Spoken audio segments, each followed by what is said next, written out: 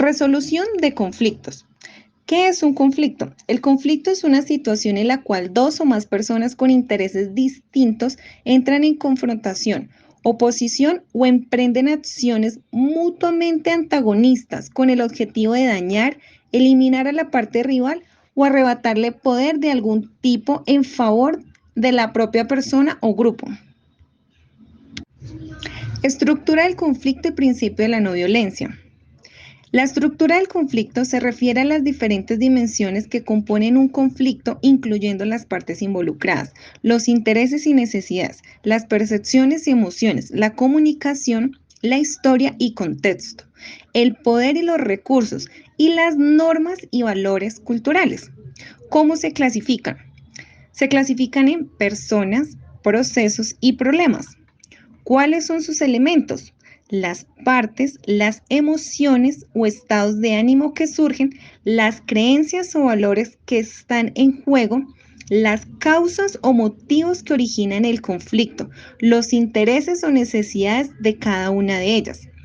Las características que se presentan son partes involucradas. El conflicto generalmente implica a dos o más partes que tienen intereses opuestos o diferentes. Intereses y necesidades. Cada parte involucrada en el conflicto tiene intereses y necesidades que pueden entrar en conflicto con los de las otras partes. Percepciones y emociones. Las percepciones y emociones de cada parte del conflicto y las otras partes pueden influir en forma en que se maneja el conflicto. La comunicación entre las partes puede ser un factor clave en la forma en la que se desarrolla y se maneja el conflicto. La historia y el contexto.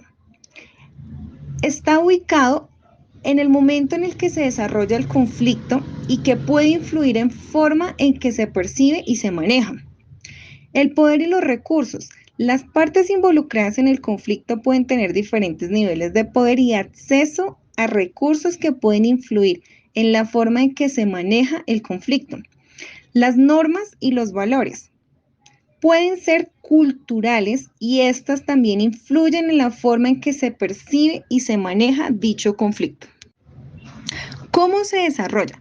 Ningún conflicto es exactamente igual al otro y por ende se presentan muchas variaciones. El principio de la no violencia, en este se rechaza el uso de la violencia física para lograr un cambio social o político, si lo relacionamos con el concepto de conflicto. Busca que en un caso de haber diferencias entre dos o varias personas no se llegue al punto de agredir al otro. Para este existen tres categorías principales, que están la propuesta y la persuasión, la no cooperación y la intervención no violenta como bloqueos u ocupaciones. Características. Rechazo a la violencia. El principio de la no violencia se basa en el rechazo total a la violencia como medio para resolver conflictos o imponer ideas. Compromiso con la justicia. La no violencia se centra en la lucha contra las injusticias y la promoción de la justicia social a través de medios específicos. Respeto hacia los demás. El principio de la no violencia se basa en el respeto hacia los demás, incluyendo a los que se oponen a la causa que se defiende. Diálogo y negociación. La no violencia busca resolver los conflictos a través del diálogo y la negociación, en lugar de imposición de ideas por la fuerza. Acciones creativas y no violentas. Las acciones no violentas pueden incluir manifestaciones, huelgas, desobediencia civil, entre otras formas creativas de resistencia pacífica. Compromiso con la no retaliación. El principio de la no violencia promueve la resistencia pacífica sin recurrir a la retaliación o la venganza. Busca la transformación social, la no violencia, transformando las estructuras sociales y políticas a través de medios pacíficos en lugar de la imposición por la fuerza. Las causas que desencadenan un conflicto pueden darse de manera individual o simultánea.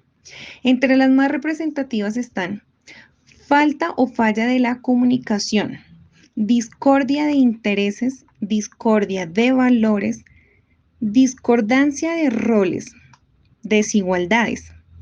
Los elementos del conflicto pueden presentarse como autores, problemas y procesos.